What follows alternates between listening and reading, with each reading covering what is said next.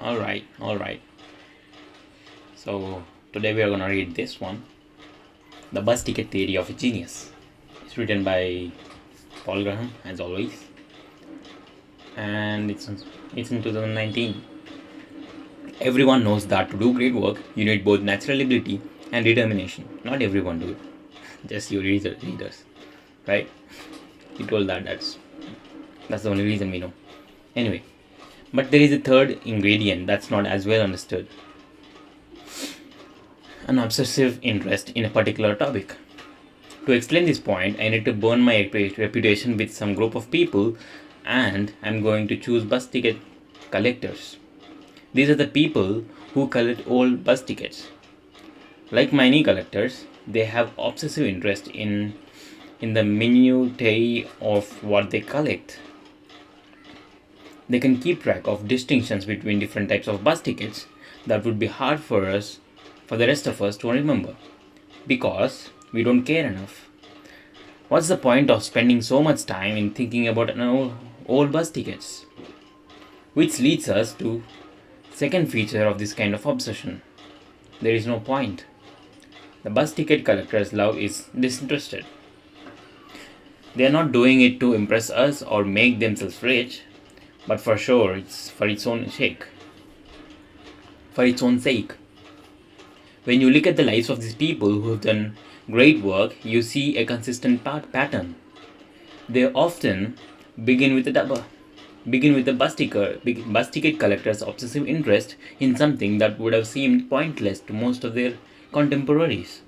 One of the most striking features of Darwin's book about Voyage on the Beagle is sheer depth of his interest in natural history. His curiosity seems infinite. Ditto for Ramanujan. Oh my god, Ramanujan mentioned. Haha. Sitting for an hour working out in his slate. What happens to the series? It's a mistake to think they were laying the groundwork for the discoveries they made later.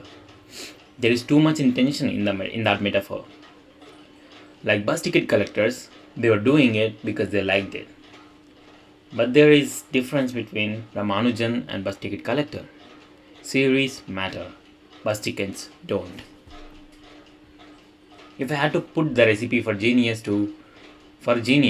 into one sentence, it might be to have disinterested obsession with something that matters. Aren't I forgetting about the other two ingredients? Less than you might think. An obsessive interest in a topic is both a proxy for ability and a substitute for determination. Unless you have sufficient mathematical aptitude, you won't find series interesting. And when you're obsessively interested in something, you don't need much determination. You don't need to push yourself to as hard when curiosity is pulling you. An obsessive interest will even bring you luck, to the extent anything can.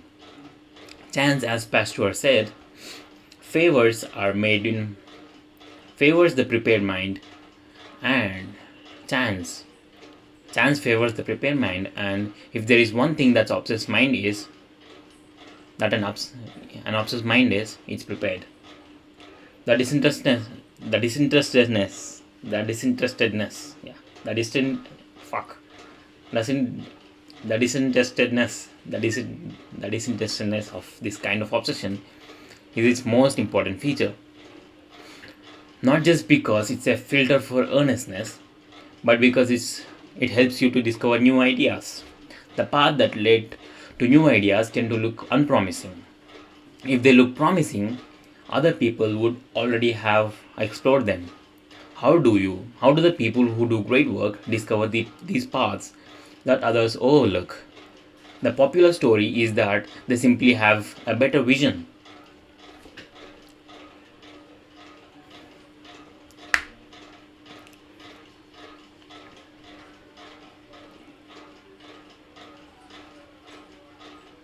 The popular story is that they simply have better vision because they are so talented they see paths that others miss. But if you look at the way great discoveries are made, that's not what happens. Darwin didn't pay closer attention to individual species than other people who he saw this would lead to great discoveries. They didn't. He was just really, really interested in such things.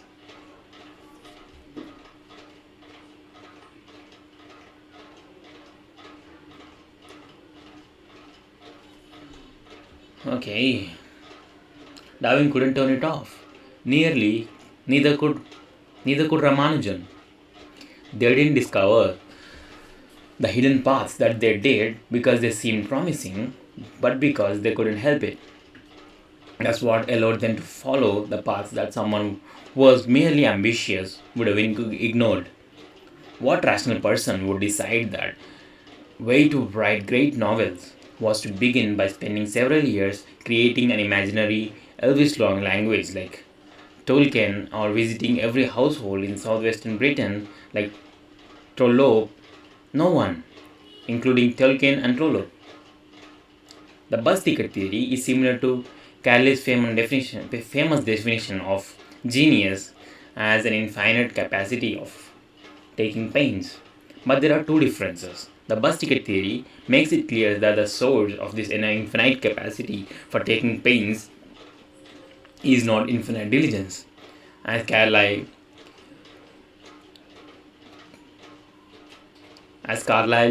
seems to have meant, but a sort of infinite interest that collectors have.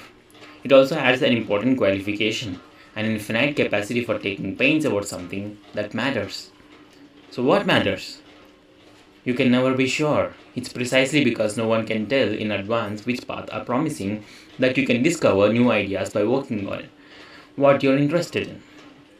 But there are some heuristics you can use to guess whether an obsession might be one that matters.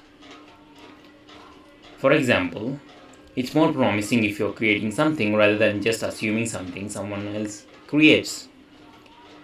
It's more promising if something you're interested in is difficult, especially if it's more difficult for other people than it is for you. And obsessions of talent people are most likely to be promising.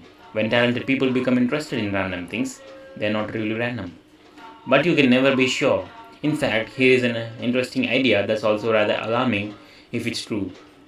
It may be that to do great work, you also have to waste a lot of time in different areas. Reward is proportional to risk. If the rule holds here, when the way to find paths that lead to truly great work is willing to expand a lot of efforts on things that turn out to be every bit of unpromising as they seem. I'm not sure this is true. On one hand, it seems surprisingly difficult to waste your time so long as you're working hard on something interesting. So much of what you do ends up being useful.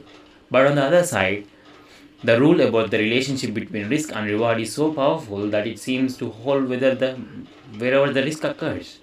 Newton's case at least suggests that the risk to reward ratio holds here. He's famous for one particular obsession of his that turned out to be unprecedentedly fruitful, using math to describe the world. But he had two other obsessions, alchemy and theology, that seemed to have been complete wastes of time. He ended up net ahead. His bet on what we now call physics paid off so well that it is more than compensated for the other two. But were the other two necessary in the sense that he had to take big risks to make such big discoveries? I don't know. Here's an even more alarming idea. Might one make all bad bets? It probably happens quite often. But we don't know how often. Because these people don't become famous. That is fucking irreal. It's not merely that the returns from the following path are hard to predict. They change dramatically over time. 1830 was really good to be obsessively interested in natural history. If Darwin had been born in 1709 instead of 1809, we might never have heard of him. What can one do to face such an uncertainty? One solution is to hedge your bets, in which this case means to follow the obviously promising paths instead of your own private obsessions. But as with any hedge, you're increasing the reward when you decrease the risk. If you forego working on what you like in order to follow some more conventionally ambitious path, you might miss something wonderful that you would have otherwise have discovered. That too must happen all the time, perhaps even more often than the genius whose bets all fail. The other solution is to let yourself be interested in a lot of different things. You don't decrease your upside when you switch between equally genuine interests based on what seems to be working so far. But there is a danger here too. If you work on too many different projects, you might not get deeply enough into any of them. One interesting thing about the bus ticket theory is that it may help explain why different types of people excel at different types of work. Interest is much more unevenly distributed than ability.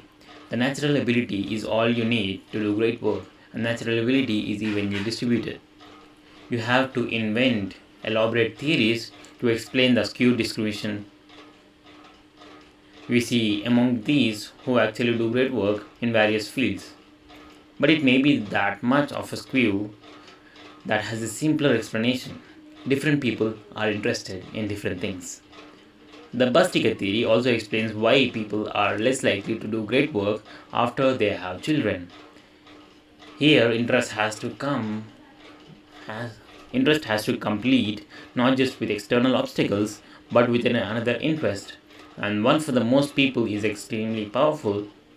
It's harder to find time for work after you have kids. But that's the easy part. The real change is that you don't want to.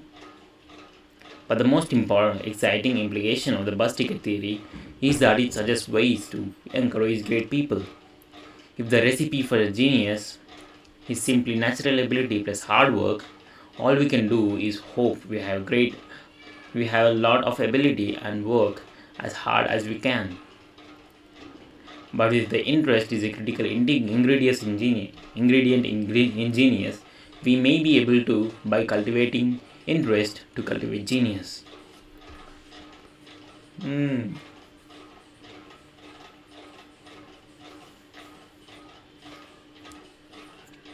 For example, for a very ambitious for the very ambitious, the bus ticket theory suggests that the way to do great work is to relax a little.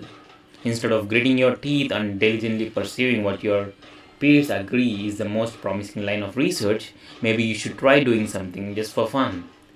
And if you're stuck, that may be the vector along which to break out. I've always liked Hamming's famous double barrel question. If the most important problems in your field What are the most important problems in your field, and why aren't you working on one of them?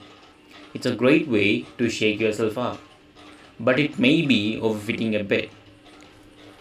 It might be at least as useful to ask yourself, if you could take a year off to work on something that probably wouldn't be much important but would be really interesting, what would it be?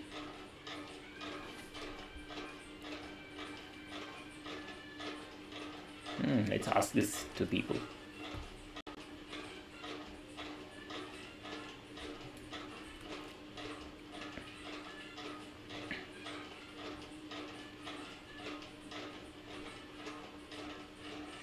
Moderators, I hate them, man.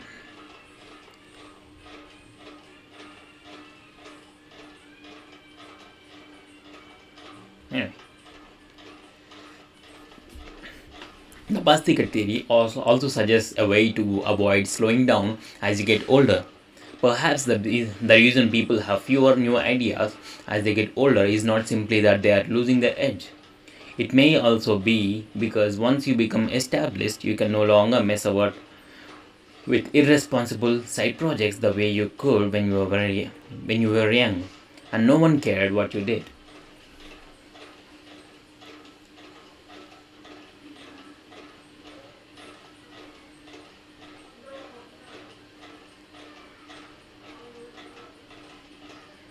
The solution to that is obvious: remain irresponsible. It will be hard, though, because apparently random projects you take up to stave off decline will read out to use outsiders as evidence of it. What? Random projects you take up to stave off decline will read to you outsiders as evidence of it. Okay. And you yourself won't know for sure that they are wrong. But it will at least be more fun to work on what you want. It may even be that we can cultivate a habit of intellectual bus ticket collecting in kids. The usual plan in education is to start with a board, shallow focus, then gradually become more specialized. But I've done the opposite with my kids. I know I can count on their school to handle the board, shallow part, so I take them deep. When they get interested in something, however random, I encourage them to go preposterously bus ticket collectively deep. I don't do this because of the bus ticket theory. I do it because I want them to feel the joy of learning, and they are never going to feel that about something I'm making them learn. It has to be something they are interested in. I'm just following the path of least resistance. Depth is a byproduct. But if in trying to show them the joy of in learning, I also end up training them to go deep so much better. Will it have any effect? I have no idea. But that uncertainty may be the most interesting point of all. There is so much more to learn about how to do great work. As old as a human civilization feels, it's really still very young. It's really still very young if you were to nail something so basic. It's exciting to think there are still discoveries to make about discovery. If that's the sort of the thing you're interested in. Oh my god, this just cooked me up. Let's get back and actually see what he is trying to say, right? So first thing, he started with saying that there is a third thing other than determination and natural ability when it comes to great work, right? And he didn't tell us that in the previous one. I don't know why. Maybe he has realized it just yet. So the third one is an obsessive interest in particular topic. So he's talking about some bus ticket collectors. I don't know what they are actually, but I think that they are some kind of, people who actually collect stuff.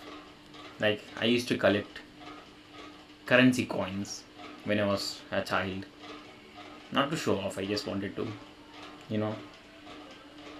I don't know, I just wanted to do that for the sake of doing it. And I used to feel proud about myself whenever I look at them. Like I used to have all different kinds of things. I literally had a coin which is 25 years old at that time. Now it's more than fucking 35 years old, 40 years old, probably. Yeah, so it was that old. I still have it, I guess. I still do. And there are also some coins of special design and all those stuff, right? Every coin which felt interesting, I used to collect it. And I think it's the same thing with the bus ticket collectors, right? They collect it for the sake of collecting. There is no use in it, right? There is no freaking use in it. You just do that for the sake of your satisfying your soul. And he says that this same obsession, if that is in something useful, it will lead to great work. It happened to Ramanujan, it happened to Darwin, and it will happen to you. All they did was sit there and they are very obsessed with what they are working on, and they made really great progress in it, right? So they always wanted to go deep into whatever they are working on, because they were very obsessed with it. Like Ramanujan said that when people asked him how he actually made that discovery, what he said that when he was sleeping, his goddess has come into his dream and gave him the formula. It's an interesting thing to think about, because usually dreams are something that you get based on your day, right? So whatever you are obsessed with, whatever you are thinking the most in your day, that will happen in dreams, right? So he was working so obsessively in his day that even in his dreams he was thinking about the same freaking formula. He was dreaming about math, right? Math land, everywhere you got math candies. Imagine that. Maybe he was dreaming such things. Yeah, that is crazy, right? Oh my god, it's been so long since I've done something like that. When I was in class 10, I used to dream about these things. Like, I had interest in mechanical engineering. I didn't know what it was when I was in 10th standard. I just wanted to, build bikes and, flying bikes. Not just bikes, flying bikes. I used to have those dreams, and the craziest part is the dreams were not messy. They were having some kind of formulas in them, right? They used to be physics and logic involved in those dreams. Literally, I used to have how the, what do you call them, the gears working, how the gears will be turning on the turbine of a helicopter kind of fan, which will be taking me to the sky. So it's kind of rooted to physics, and again when I break it, it will deploy a, what is it, parachute, right? All those things have come in my dream. It's not like I can't think about physics or logic in dreams. It happened. And maybe Ramanujan did the same. He did the same. He slept with that idea, with that question in his mind, which is unanswered, and he dreamt about it, he thought about it, and there it is. He got the solution, and he told that to the world. I completely believe it, but I miss those dreams. I don't dream of such dreams anymore, because I don't really have anything I'm obsessed with. I don't think so. I'm obsessed with building things now, especially businesses. But I didn't start building any. I'm just learning, so maybe that's the reason. Maybe I'm actually working on code most of the time. Maybe I'm not really interested or obsessed about it. Maybe all I wanted to do is actually make a product, build a business, and get in the game, right? The game of the business, the game of making money. That, I think I'm interested in that, but I haven't tried it, so I wouldn't know, right? But this coding, I do like it. Whenever I make a good product, I feel really proud, and I enjoy working it. I don't really get tired working on it or stressed out. I like it. Whenever there is a bug in a system, I really like it. I give my best to fight against it, and I just scream at it, talk to me more, and eventually I find a solution, and it's such a relief. I do like coding. Maybe I'm just gaslighting myself saying that, because I have worked too long on it to ignore that, right? I've worked for 3 years on that, and suddenly if I say that I'm not interested in it and I don't love it, maybe my brain will be very upset about that thing, right? It might get offended and say, no, you like it. That's also a chance. Maybe I am gaslighting myself. But anyway, I'm just kind of going to spread myself thinner on various things, right?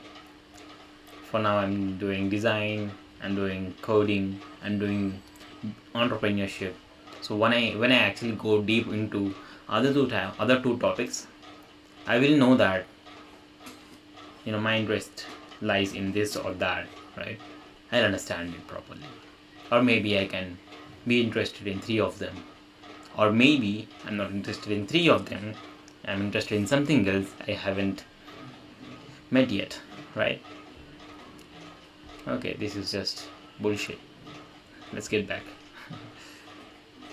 So that's what it is about Ramanujan.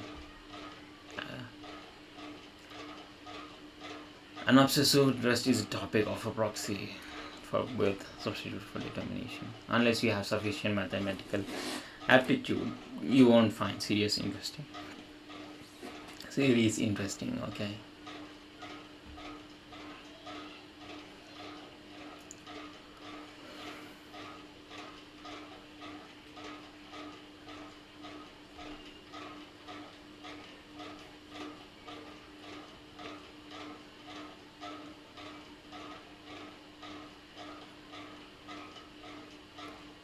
And there is also an obsession. This obsession, the most important feature it does is that it even makes your new ideas feel unpromising, because if they look promising, then people who are actually not really that obsessed with that will also have explored them. But you are obsessed with it, so you will be willing to take bigger risks, and you will overlook whatever their paths are, right? Because they are talented, they see paths that others miss. But if you look at the way great discoveries are made, that's not what happens.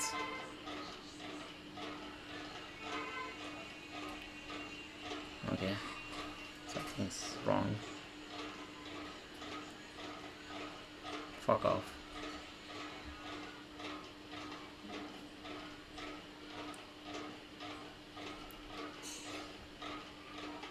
Oh man.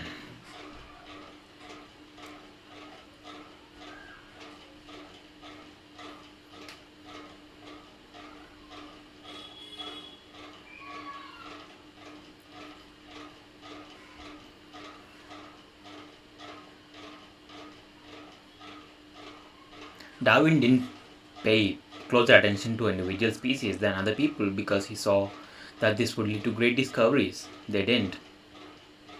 He was just really interested in such things. So he didn't pay that attention because he wanted to make discoveries, or he thought that he could make great discoveries in that.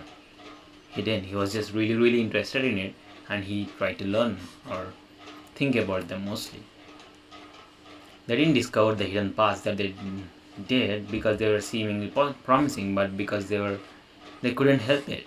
That's what allowed them to follow paths that someone was merely ambitious would have ignored. The rational person would decide that the way to write great novels was to begin by spending several years creating an imaginary Elvish language like Tolkien, or visiting every household in southwestern Britain like Trollope. No one, including Tolkien and Trollope.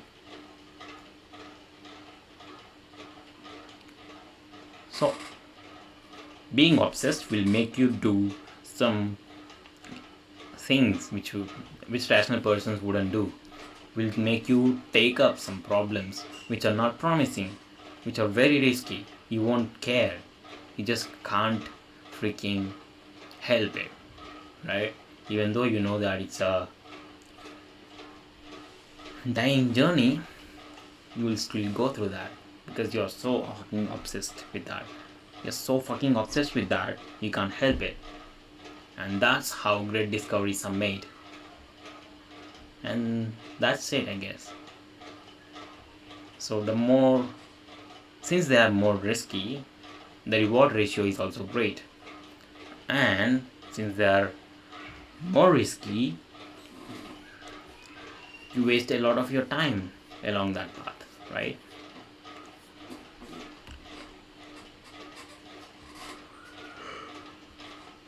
But it won't make all the bad bets. Maybe.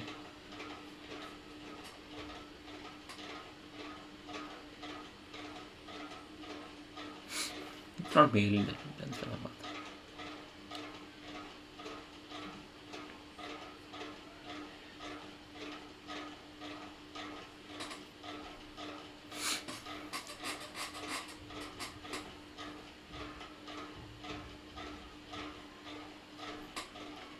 Hedge your bets. What does mean by hedge your bets? Hedge funds. Manage your bets.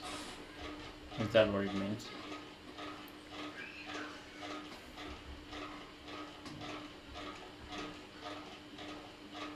Hmm. Alright.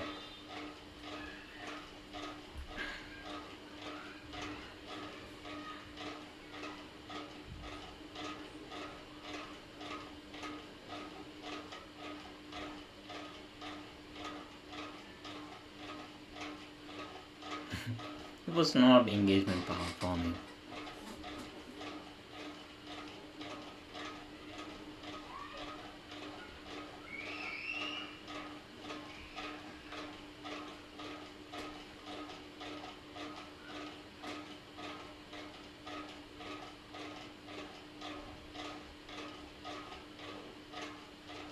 Alright.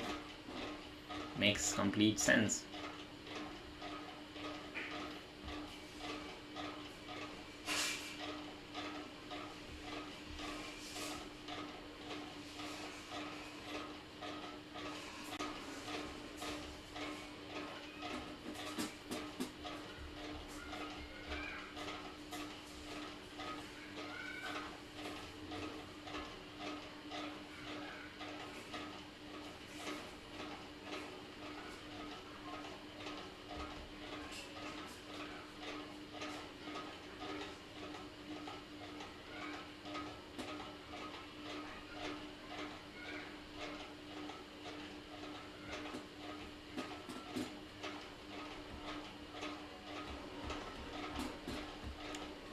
Well, we have already talked about curiosities, so it's kind of redundant, right?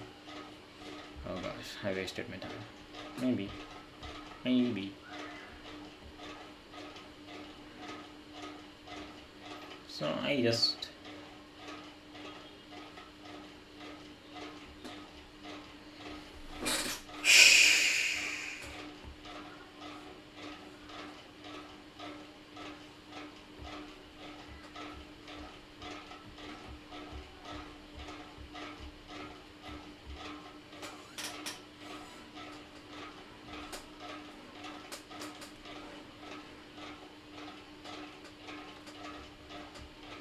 Pittsburgh.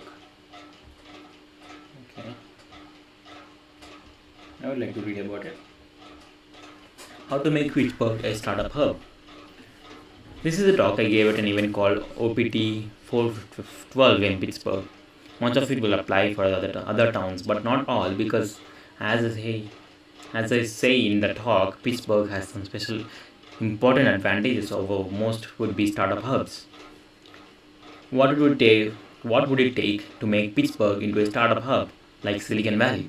I understood Pittsburgh very well because I grew up there in Morowell, and I understood Silicon Valley pretty well because that's where I live now. Could you get that kind of startup ecosystem going here? What I agreed to speak here. When I agreed to speak here, I didn't think I'd be able to give a very optimistic talk.